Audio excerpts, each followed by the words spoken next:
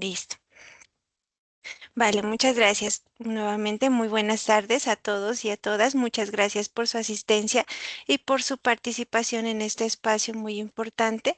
El día de hoy nos acompaña la doctora Norma Jurado Campuzano, una pensadora que ha dedicado su vida a explorar las formas en que la educación y la cultura y el lenguaje moldean nuestras identidades. Doctora en Ciencias Sociales y en Pensamiento Complejo, su trayectoria une la pedagogía crítica, el psicoanálisis y los estudios de género para pensar el cuerpo, el deseo y la diferencia desde una mirada profundamente humana y emancipadora. Desde el Centro Latinoamericano de Pensamiento Crítico, la doctora Jurado ha desarrollado investigaciones sobre la construcción de las identidades sexuales y de género, hegemonía de la norma binaria, las representaciones simbólicas en el arte y los medios. Su voz crítica nos invita a mirar el cine y la cultura como espacios donde se juega la lucha por la visibilidad, la palabra y la libertad de sujeto. De esa manera, nos encontramos en esta masterclass reconociendo un espacio formativo de carácter intensivo en el que una persona experta, en este caso la doctora Marta, nos transmite su conocimiento y su experiencia a nosotros como grupos de asistentes, permitiendo una reflexión teórica, un análisis crítico y la aplicación de la práctica. De esta manera, en el marco de las subjetividades críticas y resistencias simbólicas, el cine como espejo del sujeto contemporáneo, esta masterclass permite abrir un diálogo profundo entre el cine, la cultura y la subjetividad, entendiendo el cine no solo como un arte, un entretenimiento, sino como un lenguaje que construye significados, reproduce jerarquías y puede generar una transformación social. De esta manera, nuestra masterclass está organizada de la siguiente forma. En primer lugar, se realizará una exploración teórica conceptual en donde se introduce conceptos claves como violencia simbólica, según Pierre Bourdieu, una mirada masculina, según Laura Mulvey, y subjetividad crítica y resistencia simbólica. En estos marcos nos permite comprender el cine, cómo influye de manera en las personas, cómo perciben a sí misma y a los demás. En segundo momento, se tendrá en cuenta aquellas representaciones cinematográficas, como por ejemplo estudiar algunas escenas, algunos fragmentos de películas, por ejemplo, Chocó, alias María y Rosario Tijeras, para identificar cómo los roles de género, las relaciones de poder y los imaginarios sociales se expresan en la narrativa visual. Se realizará una reflexión sobre la experiencia desde el espectador, reconocer que el público no es un sujeto pasivo, sino que se pueden reproducir preguntas, cuestionar las estructuras de dominación que el cine nos presenta. De esa manera, el espectador se convierte en un sujeto crítico y consciente. Finalmente, se abrirá un espacio de diálogo y la creación a través de preguntas, de debates, ejercicios prácticos para percibir, para realizar desde una perspectiva o de una imaginación un guión alternativo, una propuesta diferente, desde una reflexión colectiva y entendiendo el cine como una herramienta de resistencia simbólica y transformación social. De esa manera, damos la bienvenida a la doctora Norma Jurado, agradeciéndole a la profe Lady y a ustedes, estimados estudiantes, estimados compañeros docentes que están en este espacio, brindando la posibilidad de dialogar y escuchar a una experta sobre este tema. Doctora Norma, bienvenida. Agradezco de nuevo esta invitación que me ha hecho la maestra Erika y a todos los que están acá, por supuesto, y la posibilidad de encontrarnos para mirar el cine desde otro lugar, es decir, desde el psicoanálisis y desde la experiencia que tengo en la complejidad. No, aquí no trabajaremos el cine como un entretenimiento, que lo tiene, por supuesto, sino como un espejo que nos devuelve las preguntas más hondas, ¿sí? Sobre quiénes somos, qué deseamos y cómo nos vinculamos con el otro. Que esas son respuestas que no tenemos del todo, pero el cine es ese espejo. Cuando decimos que el cine es un lenguaje del inconsciente social, porque nosotros tenemos un inconsciente, pero es individual. El cine es un inconsciente social. Y no hablo de una metáfora. De lo que decimos es que el cine piensa con imágenes, lo que la sociedad no alcanza a decir con palabras. Y ese es uno de los problemas que tenemos en la sociedad. Y nos preguntamos cómo se constituyen los neurodivergentes, cómo se constituyen las identidades, o sea, todos y todas, así como los sueños condensan y desplazan nuestros deseos.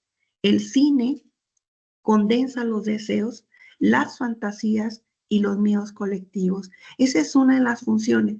Tiene muchas, pero desde el psicoanálisis, esas son las funciones que tiene el cine, es develar aquello que no podemos develar a través de la palabra y que de alguna manera se constituye en un síntoma cultural, como algunas de las películas que ustedes han propuesto en el desarrollo de su curso, ¿no?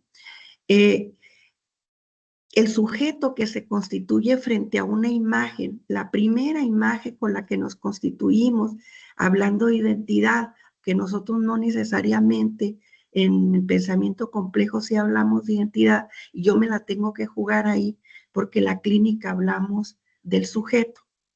Entonces, el primer acercamiento a la parte identitaria, la voy a decir así, es el reconocimiento que se tiene en el espejo, que al mismo tiempo permite una alienación o una separación con el otro, con nuestra madre, con nuestros cuidadores, con quien ejerce las paternidades o las maternidades. Entonces, el cine lo que hace es que repite a escala social esto. Cuando ustedes ven, por ejemplo, a Bella en la pantalla, si nosotros tenemos algún tipo de identificación con los no binarios, ahí vamos a ver algo de esa parte que nos constituye, ¿no? Entonces el cine desde el psicoanálisis se convierte en un espejo que se reconoce y que se extravía también, porque no todo lo que nos dice el cine es lo que quisiéramos ver. O sea, desde el psicoanálisis nosotros no hacemos estudios psicoanalíticos a través de la pantalla. Lo que vemos es que se refleja eso que no se puede decir, y lo que Freud estudió, que son nuestros propios deseos cuando no los podemos simbolizar, es decir, cuando no los podemos hablar, nuestras propias faltas y nuestras heridas o traumas que tenemos.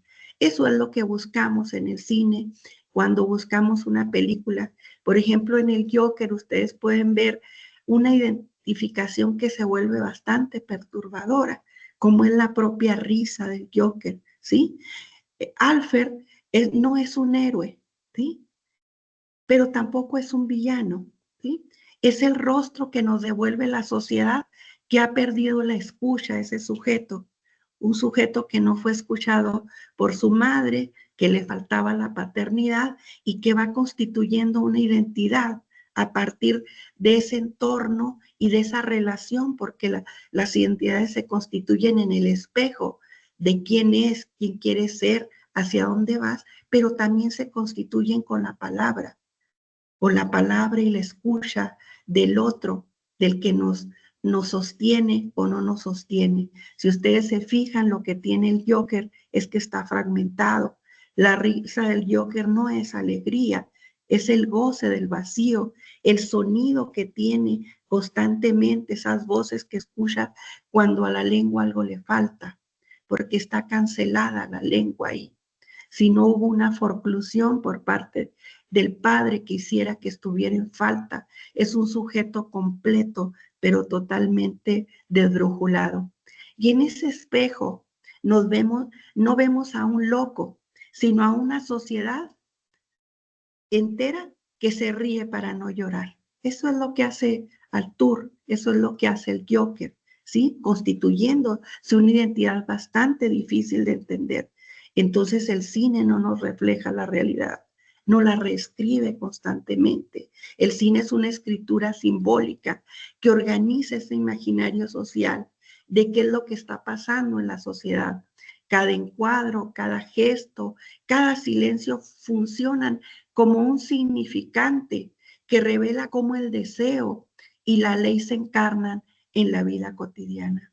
Y ustedes pueden ver en el Joker si ya la vieron, y si no hay que verla porque es una película bastante reveladora, cómo nos encarnó la ley en el Joker, ¿sí?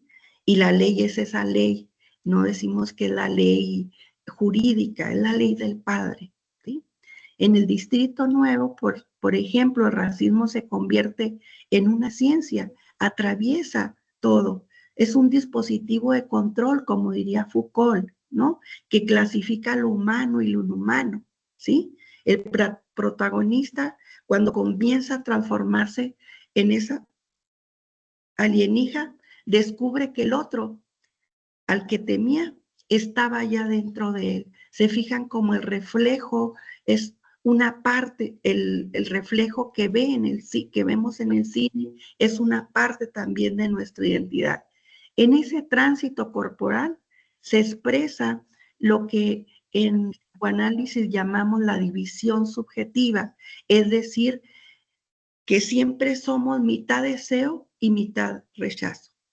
Pero si esa mitad deseo y esa mitad rechazo no está atravesada por la ley del Padre, entonces nos pasa lo que le pasó al Joker, ¿sí?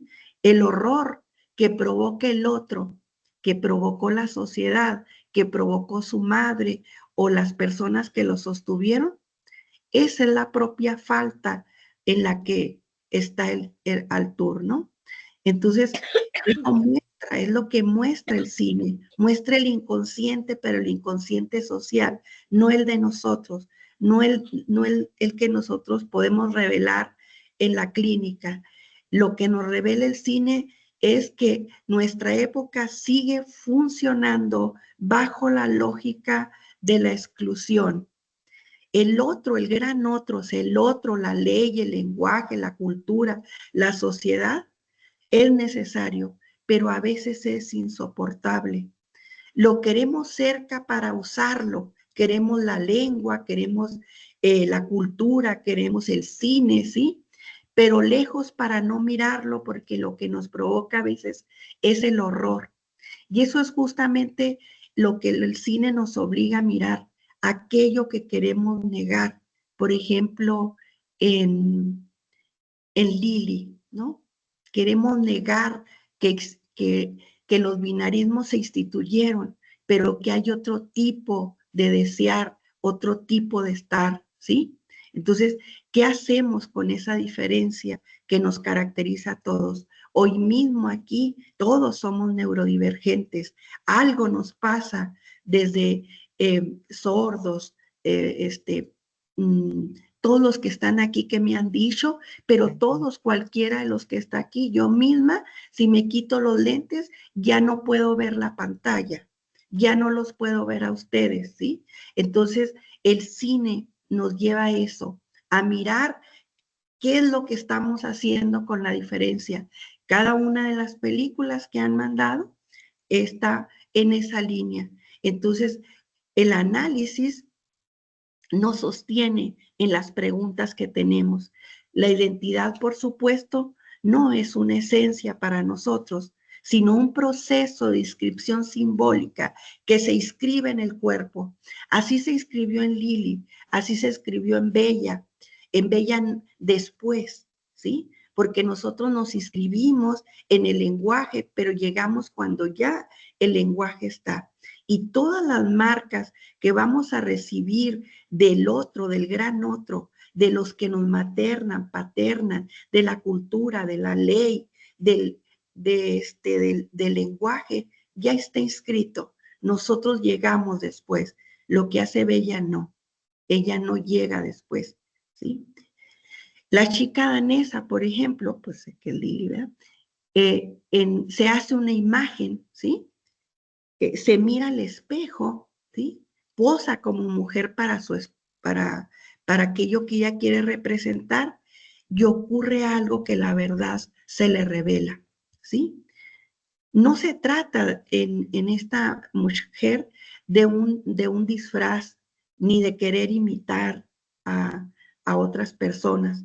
Se trata de un nacimiento de un sujeto con deseo que ya no se puede mantener en la mentira del yo interior, ¿sí? Ella se tiene que trabajar ahí porque está trazada por esa mentira constantemente. Entonces, lo que nos pasa aquí es que no se puede sostener porque el deseo no pide permiso, ¿sí? Eso les pasa, pues Lili no busca cambiar su cuerpo, ¿sí? Busca poner en palabras su verdad, esa palabra que se le ha negado. Entonces, ese tránsito de lo simbólico para poder decir yo soy Lili, es como diría Lacan, es un acto de nominación. Si ustedes en alguna ocasión han leído a Shakespeare o visto el teatro a Hamlet, eh, Hamlet toda su vida se lamentó queriendo matar al que había matado a su padre, ¿sí? Pero es hasta el último momento, en el momento de su muerte, perdón, cuando él se nomina y pone en palabras su verdad. Yo soy Hamlet, el danés. Ahí nació Hamlet. Antes no había nacido. ¿Por qué? Porque tenía el deseo inscrito de su padre de matar a Claudio, que vivía con su madre. Entonces, la biología, el lenguaje, tenemos que tratarlo con mucho cuidado, ¿sí? No negamos la parte biológica, pero de lo que estamos hechos es de historias. Y esas historias se tejen en la relación que tenemos con el gran otro. Las películas, por supuesto, producen ese tipo de subjetividades, pero lo que nosotros vemos o lo que nosotros queremos ver en un film, ¿sí? Cinematográfico, no son solo identidades. También queremos ver de qué estamos hechos. Y de ahí que muchos films los abandonemos, no podamos con ellos y no tenemos por qué poder. Entonces, lo que hace el cine es que nos muestra ese paisaje con una potencia que la teoría sola no podría expresar. El Joker, por ejemplo, que es un hombre psicótico desde el psicoanálisis, ¿sí? En otras orientaciones le van a llamar un bipolar o loco. Sin embargo, en el psicoanálisis, el Joker es un loco. Entonces no podemos, o sea, batallamos mucho porque en el momento en que comete el homicidio, ¿sí? Pues nos duele, ¿no? Entonces, eso es lo que logra, nos muestra pasajes, ¿no? Entonces, no vemos en el otro esa mirada, o vemos pues en el otro eso que a nosotros de alguna manera nos puede ir desarmando. Nosotros trabajamos bastante con los sueños, no desde la postura que lo hizo el psicoanálisis en sus inicios. Ha tenido muchas transformaciones, ¿no? Pero el sueño es una forma de pensarnos en este momento, ¿sí? Deleuze, por ejemplo, dice que el cine es un pensamiento visual, ¿sí? A través de imágenes, ¿no? Y podríamos decir que sí, que el cine es un movimiento visual, pero nosotros lo que decimos es que el cine es un sueño del inconsciente social, ¿sí? Y que ahí, en ese montaje, funciona como una cadena de desplazamientos que también se hacen en los sueños, porque nosotros lo que trabajamos es esos desplazamientos y condensaciones que se hacen en el sueño, donde se inscribe parte de lo que somos o de lo que deseamos, ¿no? Bueno, también en el cine pasa eso. Por ejemplo, recordaba algo de La Bella, que por cierto me pusieron a verla, ¿sí? Eh, que encarna el nacimiento de un sujeto desde el caos, aquí retomando una categoría del pensamiento complejo, y entonces ella es una mujer reconstruida, ¿sí?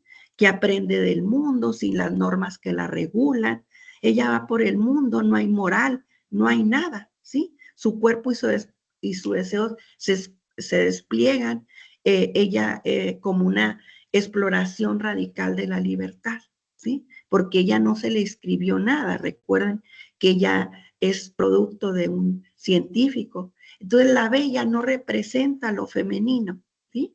Porque representar lo femenino en este exceso de la norma, eh, más bien podríamos hablar en esta parte de un goce que desborda a la bella, ¿sí? Porque no está inscrito nada ahí, ¿sí? Ella nació en el lenguaje ya instituido, ¿sí? No como nosotros que llegamos cuando el lenguaje ya estaba. Entonces en ella no vemos todo eso que le llamamos no todo del goce, ¿sí? O nosotros nos podemos limitar en ese todo. ¿Por qué? Porque hay reglas, porque estamos en falta, porque estamos forcluidos, porque tenemos la ley por encima, la cultura, las normas, ¿sí? Entonces, en Bella hay un placer desmedido, ¿sí? Una existencia sin centro, sin rumbo, sin brújula, es decir, una afirmación del cuerpo como un espacio donde se está inventando cotidianamente. Y si se fijan en cada uno de los pasajes, es la metáfora de un sujeto nuevo, de Bella, ¿sí? Que no busca coherencia y responder a los imperativos, ¿sí?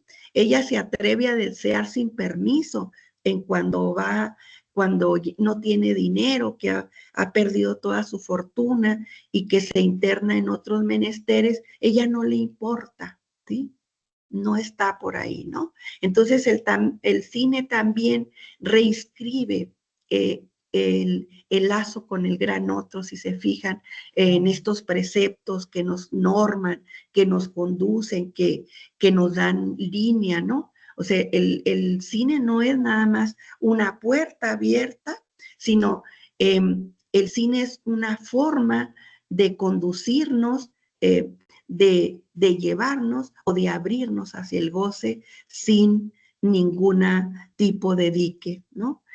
En la película que a mí me encanta mucho y no la volví a ver porque no tuve tiempo, la de los escritores de la libertad, donde estos jóvenes marcados por la exclusión, la violencia y la falta de la palabra, recuperan su humanidad, ¿sí? Hay una recuperación cuando este profesor, cuando ellos comienzan a escribir, no sé si se acuerdan por ahí.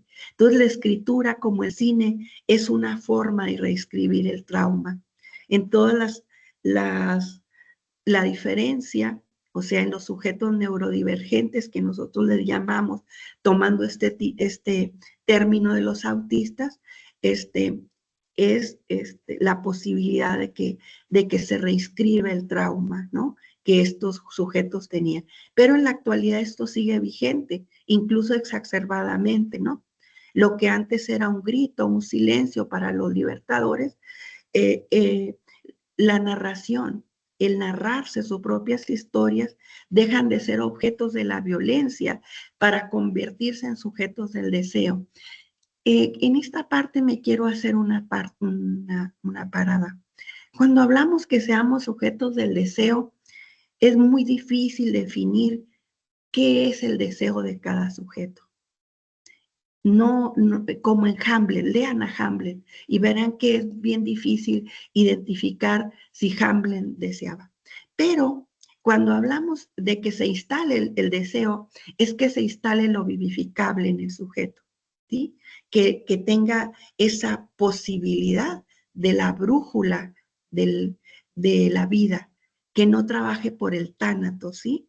Que aún en las condiciones de diferencia, de exclusión, de violencia, hay algo, ¿sí? Que se puede escribir como en los sujetos, en los estudiantes, en la película de los escritores de la libertad. Porque lo que hizo el docente, la docente, era maestro, ¿verdad? Maestra, ¿no? Ocupa el lugar del otro simbólico, ese que faltó ahí, ¿sí? Ese que no dio voz en su momento, eh, pero de un lugar donde no se impone, sino donde priva la escucha, ¿no? Su mirada funciona como una cámara analítica que da al sujeto la posibilidad de reconocerse en esas historias, porque cada uno de los que está aquí tiene su propia historia. Ustedes tienen una historia que está hecha de palabras. Entonces, cuando estos jóvenes escriben, no solo cuentan, se están reinventando, diría Deleuze y Guattari. En esta función, dijéramos, no de tipo terapéutico, ¿sí? Sino una parte simbólica que el arte permite, ¿sí? Que así misma ellos puedan dejar a través del relato ese dolor y ese trauma a través de la palabra. Entonces, si observamos el Joker, el sujeto sin palabras, si lo recuerdan, el que duerme con su madre, el que transgrede todas las leyes, el que puede matar, el que utiliza la risa, ¿sí? Pero para reírse del dolor. En el distrito 9 podemos ver el sujeto dividido por la exclusión, ¿sí? Una exclusión remarcadísima y que no estamos lejana a ella. En la chica danesa podemos ver el sujeto que se nombra, o sea, Lili, yo soy Lili. Eso es muy importante. Un sujeto que no se nombra, no nace, ¿sí? Y ese es el problema también que tenemos con los autistas, ¿no? Que no nacen, ¿sí? Y entonces se quedan con un lenguaje que nosotros no alcanzamos a escuchar. Por eso todas las neurodivergencias, todos los somos neurodivergentes. El que me ponga, le puedo sacar su neurodivergencia, ustedes mismos saben cuál es. Que no le entiendo un libro, muy bien. Que no veo bien, muy bien. Que no escucho, muy bien. Que tengo problemas para caminar, muy bien. Y el de Bella, el sujeto que se inventa. Ella se inventa totalmente. Bella es un personaje que se va inventando, ¿no? Y el sujeto que se reescribe en los escritores de la libertad. Entonces, 5 maneras que el cine no solo representa identidades, las reproduce. Porque cuando nosotros vemos, por ejemplo, a los sujetos de los escritores de la libertad, nos dejamos enseñar si queremos por ellos. Y sabemos que la escritura es una parte de que no estamos en un asunto terapéutico, pero nos sirve a nosotros, ¿no? Entonces, el espectador, cuando vamos a las salas de cine, en cada caso participamos en esa producción simbólica, nos identificamos, nos resistimos a ver aquello. Estoy segura de los que están acá en este momento, si ya vieron a la chica danesa, qué asco, ¿sí? Se van a resistir, los va a conmover, ¿sí? La van a odiar o se van a identificar en algo como mujer, ¿sí? Porque eso es lo que hace el cine, nos enfrenta a nuestro propio espejo, ¿no? Y en ese movimiento también nos transformamos, porque si yo no puedo ver cómo se constituye la identidad de Lili, eso que ya no soportaba, que su cuerpo ya no podía, que tenía que reescribirlo y ponerse en el espejo y decir, yo soy Lili, como dijo Hamlet en la tumba, yo soy Hamlet el danés, ¿sí? Entonces, si se fijan, el cine desde la vista del psicoanálisis nos enfrenta a lo que nos falta. Ambos nacen del mismo deseo, ¿sí? El comprender cómo el lenguaje nos habita, cómo el deseo nos constituye y cómo el otro nos refleja. Estoy segura que a Lili le reflejó algo, pero Bella también. Los escritores de la libertad también. A algunos los amaron, a otros los odiaron y van a andar diciendo, ni se te ocurra ver la chica danesa. Son esas cuestiones que se salen del orden binario, ¿sí? Porque está instituido lo heterosexual. Las otras formas de desear no son permitidas. Cada película, desde el psicoanálisis, es una sesión de análisis, pero no de los personajes, de nosotros mismos. Nos muestra el síntoma que padecemos.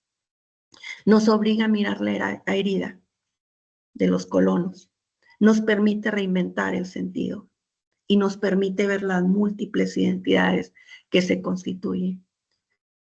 Por eso, como tal vez, retomando a Lacan, siempre el cine tiene algo que decirnos, incluso cuando parece estar en silencio.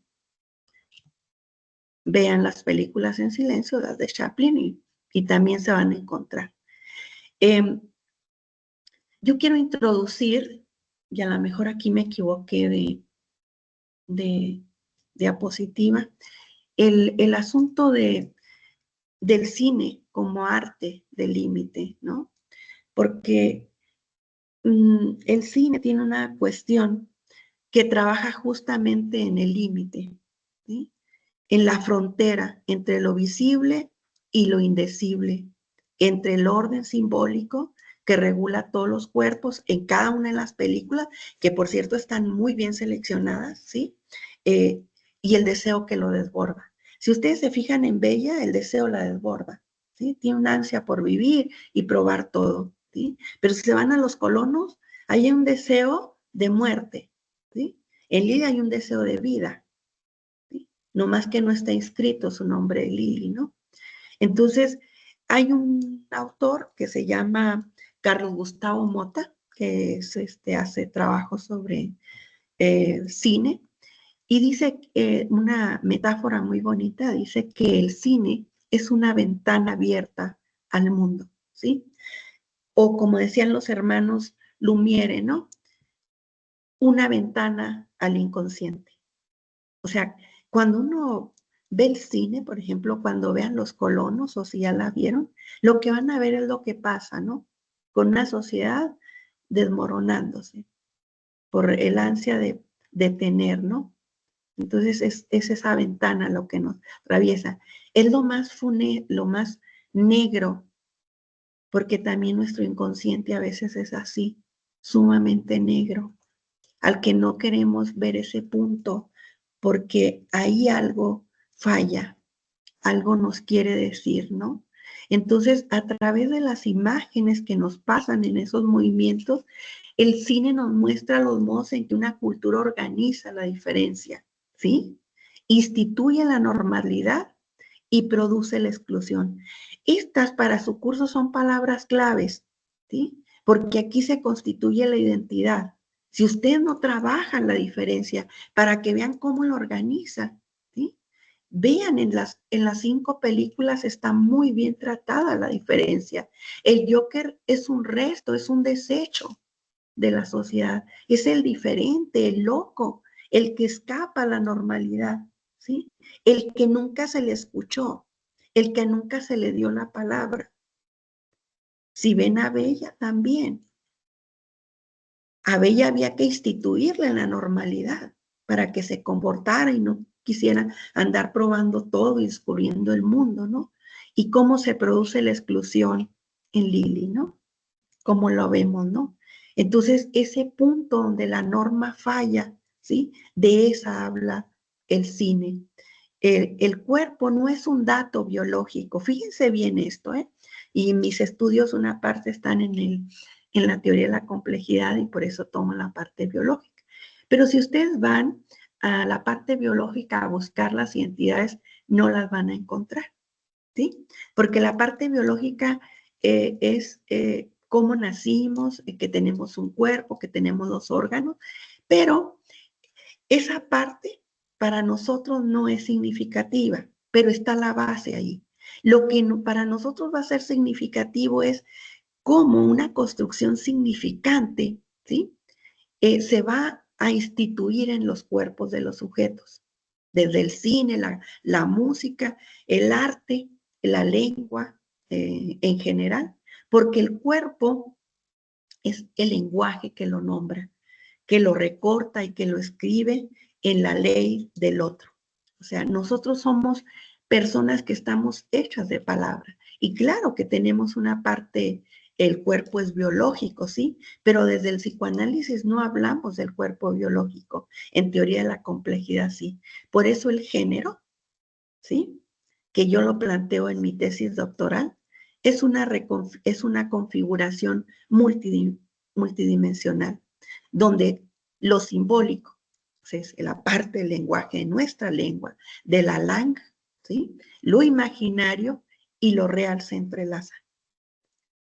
La identidad no es, por lo tanto, una esencia, como se los dije ahorita, sino una práctica de inscripción y de resistencia, porque Lili se negó, ¿sí? Lili se negó. Entonces, desde esta perspectiva psicoanalítica, nosotros pensamos el cine como un laboratorio del cuerpo, un espacio donde se muestra el deseo y la ley que se escribe en nuestra carne, en las marcas que va dejando todas las maternidades, el de si fuimos soñados, deseados, cómo llegamos a este mundo, qué lugar ocupamos, ¿sí? Perdón, desde esta perspectiva, pues, el saber hacer, ¿qué podemos hacer con el síntoma que nos tratan, con los malestares? Por ejemplo, el de la diferencia, ¿no? Y darle de una manera muy estética, o sea, no estoy hablando de lo bello, sino del cine de manera estética, mostrarnos al sujeto que no tiene palabra, como Lili, mostrarnos a los colonos que no tenían palabra, a los escritores que no tenían palabra, que no fueron escuchados, y menos el Joker, porque el Joker es un desecho. Entonces, cada película es una invención frente a lo incurable de lo normativo. Una manera de arreglárnoslas con lo real. Eso insoportable que tenía el Joker, ¿sí? Ese punto donde la diferencia no puede ser simbolizada. El Joker no podía simbolizarlo porque jamás tampoco fue escuchado. El cine es una sesión, ya lo había dicho, ¿verdad? Colectiva, pues, en el que nos movemos, ¿no? Si ustedes se fijan, en la chica danesa, el tránsito que hace, es que se me olvida el nombre que tenía, Einar, ¿sí? A Lili puede verse como una operación simplemente de lenguaje, ¿sí? O sea, ya me cambio de nombre y ya soy. Yo que trabajo en la clínica, yo trabajo con las figuras trans, por eso mi tesis doctoral es sobre la sexualidad. Y entonces aquí vienen chicos, ¿sí? No puedo decir sus nombres, pero me voy a inventar uno, ¿no? Llega Francisco y me dice, soy Dolores.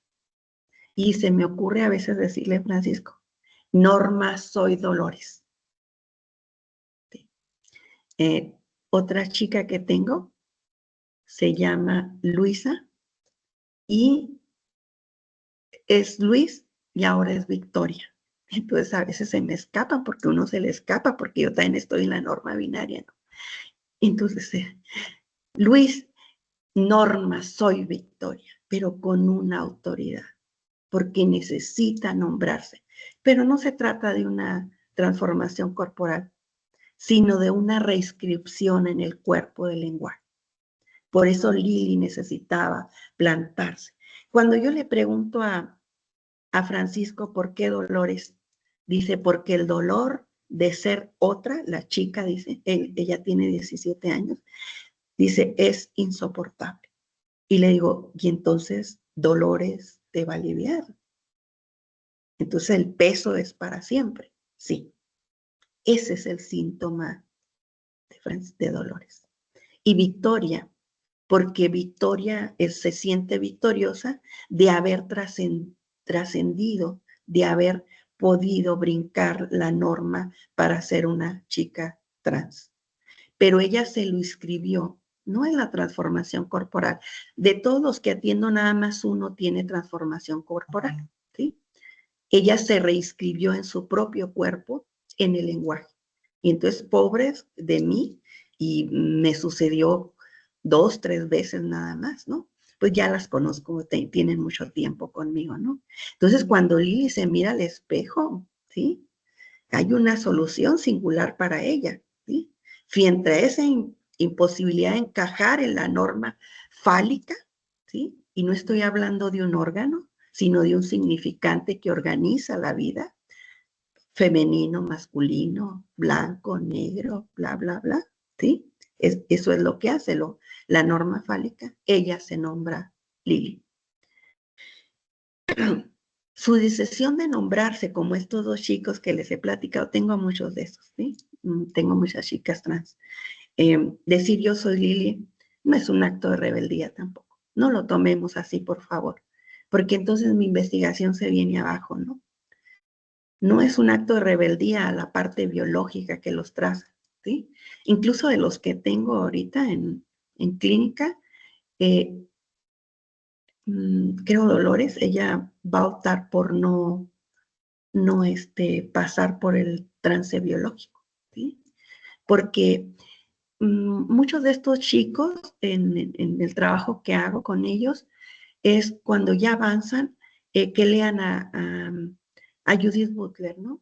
Sobre los cambios que se hacen en el cuerpo, sobre todo en edades tempranas y lo que produce, ¿no? Cuando los padres toman la decisión, ¿no? Entonces, no es un acto, pues, de rebeldía sobre sus órganos, sino un gesto de palabra. Y esto le llamamos nosotros una creación simbólica frente al vacío del sentido que sienten. Porque finalmente las figuras que no encajan en lo binario sienten un vacío de sentido y no es culpa de ello.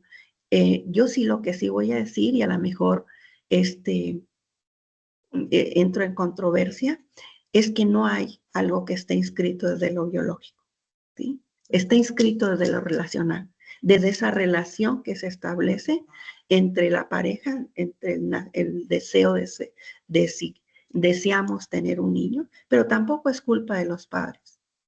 ¿Es culpa de qué? De nada, de que hay formas de desear en la sexualidad que escapan a los binarismos. Lo que pasa es que las formas de desear siempre quedan dentro de los binarismos. Es lo que trabajo un poco con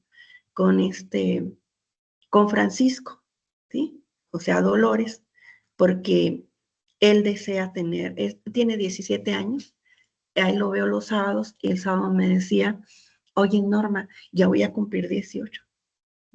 Qué bien, le digo yo. ¿Y eso qué significa? Pues que voy a poder ya andar en los centros nocturnos. Qué bien, le digo yo. ¿Y qué quiere decir eso? Pues que voy a conseguir pareja. ¿Y qué parejas quieres? Un hombre, ¿sí? Entonces se encajan, vuelven a encajar en la norma binaria. O sea, no salen de la norma binaria. Ese es uno de los problemas que tenemos, ¿no? Entonces, si se fijan,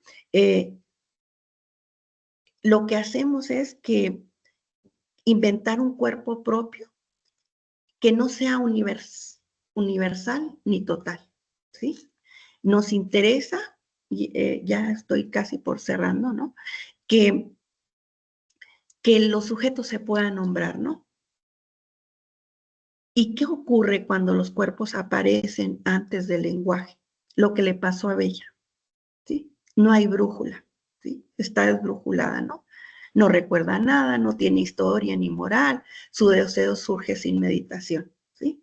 Ahí hay un deseo, pero todo desbrújulado, ¿sí? Entonces, cuando nacemos en el lenguaje, nosotros ahí vamos escribiendo nuestro propio deseo y entonces le llamamos libidinizar el deseo. Y entonces ahí sí hay algo que hacemos, cómo libidinizamos a ese sujeto para que pueda desear ir por la vida o ir por el tánatos, ¿sí?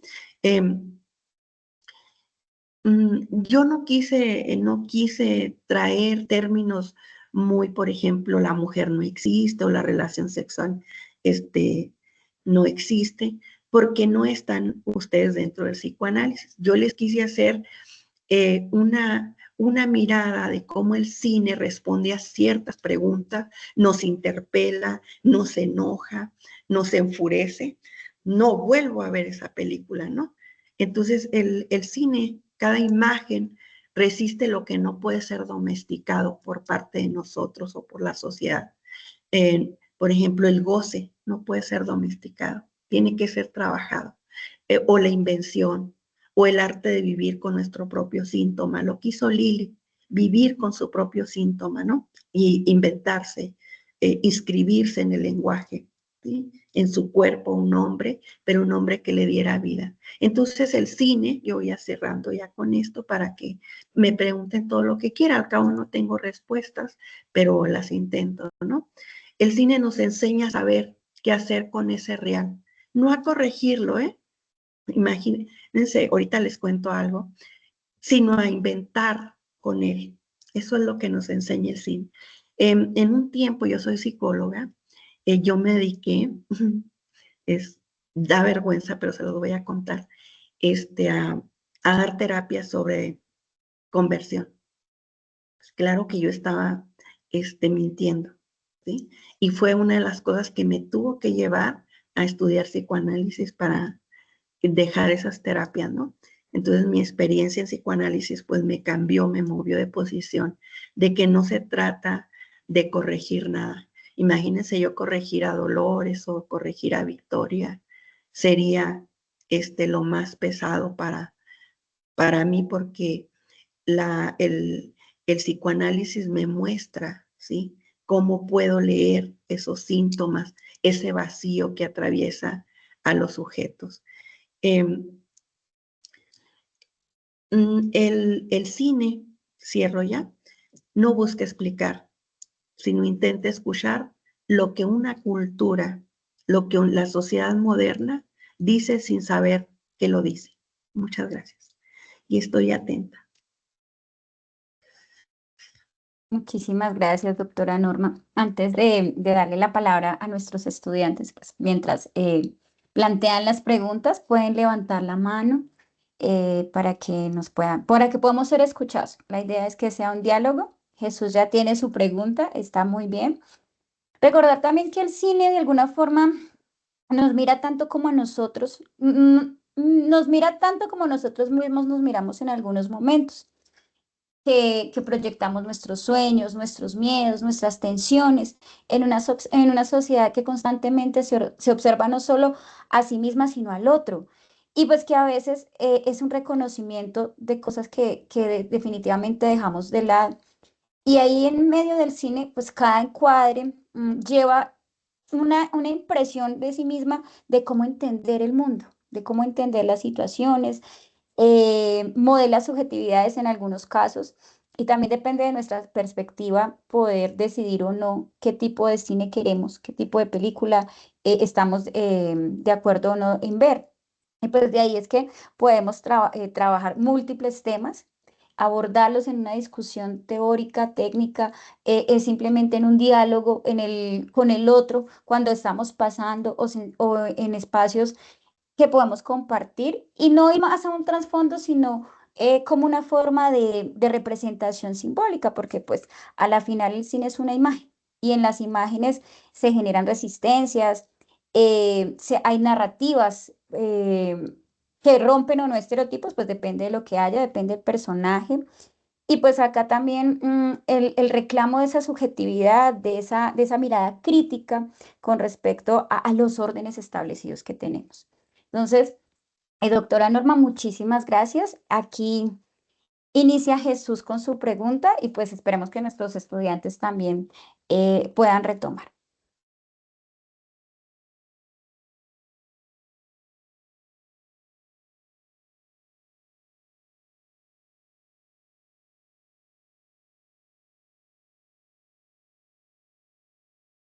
Bueno, muchas gracias, doctora Norma. Muy interesante el tema. La verdad, aprendí mucho en cuanto a la experiencia del cine. Cuando usted dice que el cine nos permite expresar lo que callamos, nos permite brindar esas diferentes perspectivas. Por ejemplo, en cuanto a los sujetos, en este caso, 12 estudiantes sordos, oyentes, entonces vemos como algunas actitudes negativas de la sociedad pueden afectar cuando no hay ese respeto a la diferencia, ¿no? No hay ese análisis, ese compartir, como dice usted, dentro de la sociedad, esa perspectiva amplia para ver cómo el otro actúa, cómo poder compartir con los demás y hay No es obligatorio, ¿cierto? Generar como esa conciencia o esa parte humana, pero sí las películas o este contexto en el cine nos permite dar a conocer cómo la sociedad se está comportando, ¿no? Que en muchas veces son esos pensamientos negativos que afectan a los demás, y entonces es responsabilidad de nosotros poder cambiar esa actitud. Eso es, profe, muchas gracias. Em, en esta parte, Jesús, tenemos que considerar que la neurodivergencia tiene que trabajar en el asunto de la exclusión, inclusión. Es decir, nosotros mismos nos excluimos, ¿sí? Les voy a poner un ejemplo muy burdo a lo mejor ahorita en este momento. Mi vecina está haciendo una fiesta y no me invitó. Es muy común que vengan aquí al consultorio. Me dice, Norma, es que mi vecina no me invitó a la fiesta. ¿Y usted quería ir? Sí. ¿Por qué no fue? Es que no me invitó. ¿Quería ir? Sí. Entonces, ¿quién se excluyó? O sea, si tiene esa confianza, si ha construido un lazo. Entonces, también desde la exclusión, desde la diferencia, tenemos que generar incluirnos. O sea, porque hay un asunto que se trabaja con la inclusión, con la educación inclusiva, que es cómo se produce también la exclusión por nosotros mismos. Pero mucha de las cuestiones de la inclusión o de la diferencia, pues están marcadas por la sociedad, por la cultura, por la ley, por lo que lo diferente nos causa algo. Pero Jesús piensa que cuando alguien te mira desde una mirada muy escópica, lo que se le refleja es parte de él. Siempre quédate con eso si algo puede ayudar. Aquel que te vea con una mirada escópica, algo se le refleja en él de lo tuyo, ¿sí? Y trabajar, sí, por supuesto, vivimos en una sociedad bastante excluyente, ¿sí?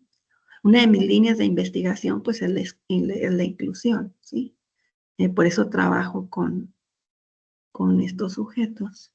Nosotros llamamos personas, incluso una de nuestra ética es no nombrarlos, ni autistas, ni débiles visuales, ni sordos, nada, personas y más sujetos, porque el sujeto es aquel que nace y que se nombra en el lenguaje, así como te han nombrado hoy, Jesús. ¿Mm? ¿Alguien más?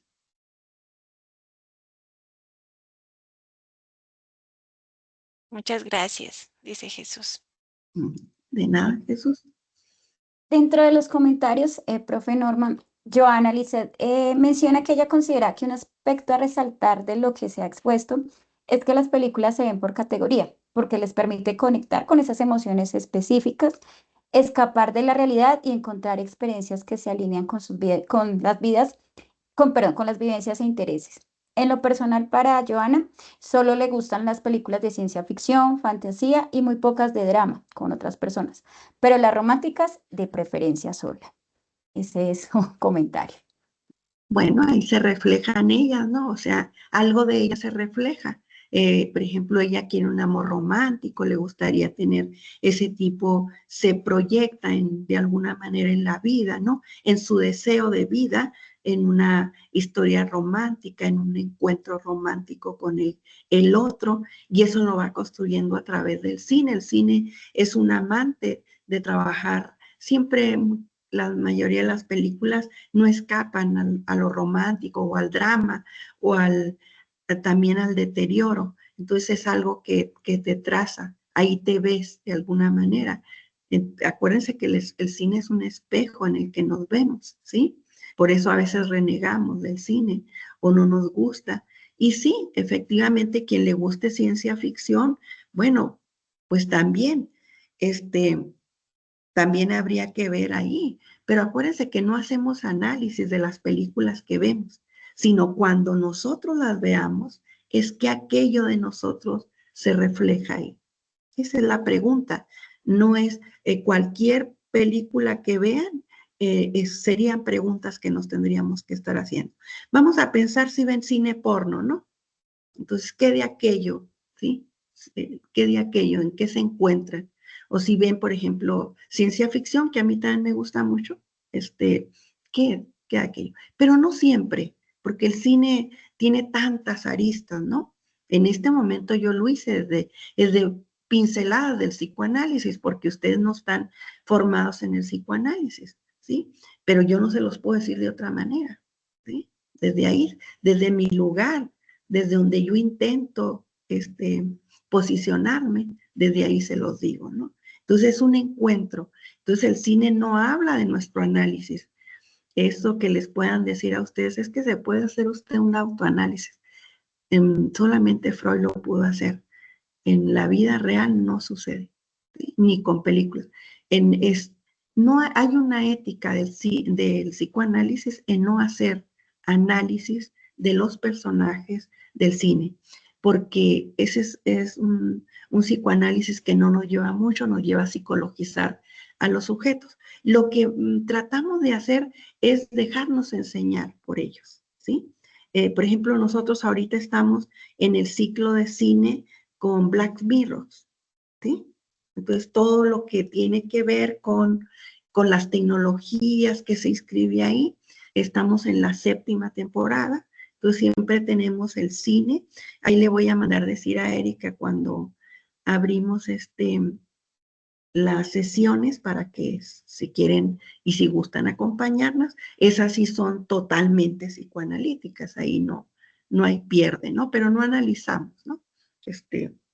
Además, yo soy practicante del psicoanálisis, yo no soy psicoanalista. Una de las cosas para nosotros es ejercer la clínica para poder llegar a ser psicoanalistas, ¿sí? Pero qué bien que les guste el cine, porque es una ventana al mundo, es una ventana a la sociedad, a la cultura, a lo que está sucediendo, y entonces los cineastas van adelante de nosotros siempre, ¿sí? Develan eso que no queremos ver a veces. ¿Sí? Vean Los Colonos, por ejemplo, es una buena película para develar tanta cosa, ¿no? Las 4 develan muchas cosas, ¿no? Claro, Sí, profe. Y adicional a eso, el cine abre un mundo de posibilidades respecto a diferentes temáticas y a partir de ahí podemos analizar las experiencias o sencillamente mm, identificar algunas situaciones y poder analizarlas desde múltiples perspectivas.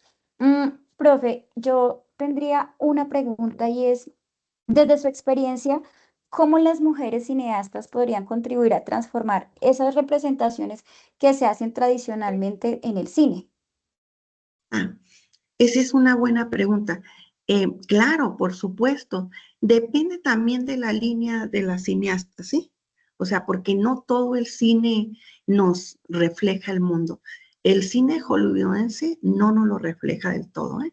Es un cine más romántico, más encontrar la vida bella, no devela. Claro, las mujeres cineastas han hecho grandes cambios. em, en la manera en que proyectan, sobre todo cine de arte, ¿no? Cómo van ellas transformando la forma y la mirada que se tiene socialmente, ¿no? Porque si te fijas, la mayoría de los directores de cine son hombres. Tenemos pocas mujeres cineastas. Hay un despliegue, ¿no? Entonces es una gran oportunidad tener esa mirada de la mujer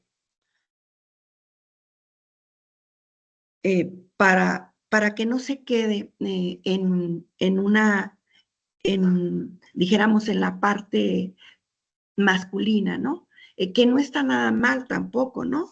Eh, la, el eje de las mujeres cineastas ha sido trazar o firmar desde el cuerpo femenino, un cuerpo hablante. Eso a mí me ha impactado mucho, ¿no? ¿Qué implica firmar una película desde esta posición femenina? En el sentido que nosotros trabajamos, eh, no como una identidad biológica, o sea, desnombran ahí, sino como una posición frente al goce, ¿sí? Y al discurso del gran otro. Entonces, lo que, no sé, no me acuerdo si es, este, no, es hombre. Es que estoy tratando de recordar algunas cineastas para poner ejemplos de películas, mmm, para que vean cómo desarticulan la norma binaria, ¿sí? Pero si no, Erika, te las voy a mandar, al cabo estamos en contacto, para que las puedan revisar una al menos y vean cómo desarticulan la norma binaria. No más que no estoy, me quise acordar de una película muy nueva que es de una cine que es mujer. Entonces, cómo ella, es su inédito, dijéramos, lo que no tiene nombre, cómo lo va nombrando en esa película, pero la voy a buscar, pero si no me acuerdo el, hay una cineasta bélgica que se llama Chantal Alkermen. Ella ha tenido, trabaja el deseo boyerista, ¿sí? Ella trabaja el deseo boyerista del espectador y entonces ella, sin erotizar, dijéramos, ¿sí? La cámara, ¿sí? Sin cortar en términos, como decimos nosotros, lacanianos en las sesiones, sino no cede al deseo de ese gran otro impuesto, ¿sí? Y entonces hay una película de ella muy bonita, nomás que no me acuerdo el nombre, luego pero de muchas cineastas, ¿no? Por ejemplo, una francesa, Clarice Denis, ¿sí? Ella también trabaja el cuerpo, la pulsión, el colonialismo, todas estas cuestiones, o Lucrecia Martel, que está cerca de allá de ustedes, la Argentina, ¿no? Por ejemplo, la obra de la Niña Santa, ¿no? Ahí también ella devela el silencio vivificante que vive esa niña, de las que me acuerdo, ¿no? Pero hay muchas cineastas que ayudan a develar esto, por ejemplo, de los binarismos, esto que les decía de esta cineasta francesa, que trabaja con el asunto de la pulsión, o la belga que trabaja con el asunto de los boyeristas, ¿sí? Entonces ya tienen una posición no fálica. ¿Sí? Es muy bonito. Incluso me parece que todas las que ustedes tienen son de directores hombres, Sí, que no está señora. mal, no está mal, porque es una muy buena selección. Sobre todo Bella, me encanta. Así es, Porque mi profe. También está Tatiana Hueso, que creo que es de México. María Luisa Benver, que es de Argentina. Argentina, Hay varias cineastas argentinas, por si ustedes quieren o desean verlas, se pueden buscar en internet, es fácil de revisarlas. Hay de Argentina, de Perú, de El Salvador, colombianas también, tenemos varias. la pianista, el piano de Jane Campion, que es nacionalidad que neozelandesa, ¿no? Esa es una posición muy bonita sobre el feminismo, ¿sí? Y frente al lenguaje del gran otro, del amo, de la cultura, del líder, ¿sí? Está muy bonita esa película. Exactamente. Yo creo que para poder analizar las diferentes temáticas que podemos abordar, porque como sociedad tenemos mucha tela para cortar, tendríamos que ir y buscar qué temáticas y a partir de ahí empezar a relacionarlas. Mire, ella dice que es un tema muy interesante que invita a reflexionar y analizar los contenidos que ven. En el caso de las películas de inclusión, ayudan a entender, comprender a personas que tienen capacidades distintas. Ellos necesitan atención, amor, respeto y que se les incluya. Algo que tienen que aprender de mí hoy es que no se les llama así. Neurodivergentes, por favor. Neurodivergentes, ¿sí? Miren, el lenguaje de la inclusión es como los médanos del desierto. Se mueve constantemente. Ubiquen los de 1994 con integración, luego viene inclusión, viene capacidades diferentes, ambientes, se me olvidaron. Entonces, por eso se aprende mucho de los neurodivergentes, porque es un lenguaje que no está dicho, no, además todo está prestado, ¿sí? Todo, no tiene un lenguaje común, siempre está pidiendo prestado los términos. Entonces, como ustedes viven la inclusión y la exclusión, entonces trabajen neurodivergentes, ¿sí? Neurodivergente es una palabra que dice que hay nuevas formas de concebir la vida y de aprender. Y entonces cuando esa palabra se constituye en 1940 por los que estaban estudiando el autismo, descubrieron que los autismos, como nosotros no podemos leer su lenguaje, tienen formas diferentes de aprender. Y entonces desde ahí se generaliza. Y actualmente es una de las formas, dijéramos, que está en el debate. O sea, para no decir con capacidades diferentes. ¿Qué quiere decir eso? Todos tenemos capacidades diferentes. Todos aprendemos diferente forma. Yo no puedo aprender sin leer un libro, ¿sí? Pero usted me puede decir, es que yo aprendo haciendo esquemas. Pues es neurodivergente. Un ciego aprende de otra manera, ¿sí? Un débil visual también aprende, por eso es neurodivergente, ¿sí? Y está muy relacionado con la biología, si se fijan. Pero cuando usted quiere nombrar algo, nómbrelo como persona. Le hace un lugar. Porque cada vez que lo nombre diferente, lo único que se refleja es lo que usted es. Es como el odio. Es que odio al que está enfrente y voy a emprender una venganza. Pero el odio es lo que yo tengo, lo que está dentro de mí, ¿sí? O sea, odio lo que el otro goza. Por eso lo odio. O sea, no lo odio a él. Lo odio porque come, lo odio porque ve, lo odio porque va al cine y ve esas películas porno, lo odio porque ve las carreras de caballo, lo odio porque está gorda, gordo, ¿sí? Pero eso es parte de nosotros. Nos odiamos a nosotros mismos. Personas neurodivergentes está genial, ¿sí? Mi postdoctorado es en eso, en neurodivergencia. Y por cierto, lo hice cerca de usted, bueno, en Chile, en el CELEI. ¿Sí? Muchísimas gracias, doctora Norma. Creo que es un nuevo concepto y como usted muy bien lo planteó, estamos en constante transformación. A medida que se estudia, a medida que hacen diferentes análisis, pues iremos encontrando diferentes formas para podernos expresar y es un mundo para nosotros de aprendizaje constante porque todo el tiempo está transformándose. Entonces es muy, muy importante, creo que el concepto también trabajarlo dentro de nuestros espacios académicos e ir aprendiendo de ellos. Yo quiero despedirme de ustedes con el Joker. Es que me gusta mucho. Porque Artur es un comediante, si ya la vieron, vean, no se las voy a espolear, ¿no? Es un fracasado que vive en una ciudad muy grande, violenta, deshumanizada y profundamente desigual, ¿sí? Sufre una psicosis, aunque en otras, les dije ahorita que en otras posiciones le van a llamar bipolar, que lo hace reír de forma incontrolable, que la risa esa nos provoca algo, ¿no? ¿Sí? En situaciones inapropiadas incluso, ¿no?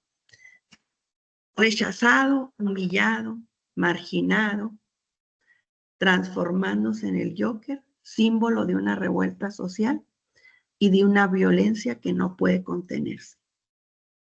Eso nos enseña Joker, la locura. Si ustedes quieren ver el máximo grado de locura a lo que nos podemos someter si no funcionaron nuestros lazos parentales, vean al Joker.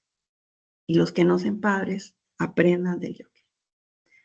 Si a ustedes les incomoda Lili, piensen que la neurodivergencia está a nuestro lado. Y algún primo, algún hermano, algún hijo, algún tío pueden estar en el closet. Piensen en los colonos, que a veces lo que queremos es ocupar el lugar del amo y convertirnos en ellos. Y piensen en los escritores de la libertad, que utilizaron la escritura para reescribir su historia en sus cuerpos y hacer algo nuevo con sus traumas, con los silencios, y para ser escuchados por una sociedad que no es. Todos los que están estudiando educación inicial, pues muchas felicidades, porque están trabajando con uno de los sujetos al que queremos que sean hombres de bien, o al menos que sean personas deseantes. Yo pues muchas gracias, Erika, por haberme invitado. Yo te voy a mandar como una listita ahí, nomás me das tiempo de hacerla porque, bueno, si saben algo es que yo veo 40 películas al año. Esas son las que siempre tengo. Entonces, porque el cine es una forma en que me dejo enseñar sobre mis propios traumas, que no se curan, ¿eh? Pero sí hacer otra cosa con ellos. Muchas gracias. A usted, doctora Norma, muchísimas gracias. Créame que este espacio nos hubiese encantado escuchar más voces, más preguntas para que esto fuese más enriquecedor, pero creo que aprendimos. Aprendimos desde la neurodivergencia, un concepto que es necesario apropiarnos de él. Aparte, la posibilidad que tiene el cine de permitirnos encontrar diferentes entornos para comprendernos y entendernos. Y adicional a eso, pues son voces que muestra un director en cuanto a la forma de expresión sobre X o Y tema. Y de verdad que es muy importante. La invitación queda abierta para cuando la profe Norma empiece con la parte de cine allá en México, para que ustedes puedan asistir y crecer profesionalmente, e invitarles a todos que a partir de diferentes métodos, el cine, el arte, la música, los diferentes ámbitos, pues podemos transformar y construir sobre todo país, porque pues ustedes son los futuros profesionales. Claro que los invitamos en cuanto se abra el espacio. Nosotros no lo lideramos, yo pertenezco a una parte, ¿verdad? Pero hace poco terminamos un ciclo de cine sobre 10 películas sobre los malestares de la adolescencia. Ese lo acabamos de terminar. Te lo voy a pasar, Erika, para que lo conozcas. Las 10 películas que vimos. Yo trabajo con puros adolescentes, entonces todo mi trabajo es con películas de adolescentes. Entonces tuvimos un ciclo de cine de 10 películas, veíamos una película por mes y era una charla así con los estudiantes de educación inicial. Y entonces, pues fue una muy bonita experiencia. Ese ya lo terminamos, por eso ya ahora estamos abriendo vamos en la 7ª temporada. Lo que pasa es que no las veíamos así en un continuo y últimamente se han visto en un continuo. En cuanto estén, te aviso, Erika, con todo gusto, ¿sí? Bueno, muchas gracias y qué bueno que tienen a Lady, a Diana acá y que hacen cosas con la divergencia, que no la dejan a un lado. Erika, qué padre, habla de la universidad y de ustedes. Está inscrito el deseo de atender a todas las personas en la medida de sus posibilidades, por cierto, pero bueno, y que no se les olvide que el cine es una ventana al mundo. Muchísimas gracias, doctora Norma, estimados estudiantes, compañeros docentes, por sacar un espacio de su tiempo para poder escuchar un poco las diferentes posturas sobre lo que es el cine. Claro. Bueno, seguimos en contacto. Si se te ofrece alguna otra cosa, ya sabes, cuenta conmigo. Yo pues tengo muchos tiempos muy ocupados, pero siempre me hago un espacio. Ni te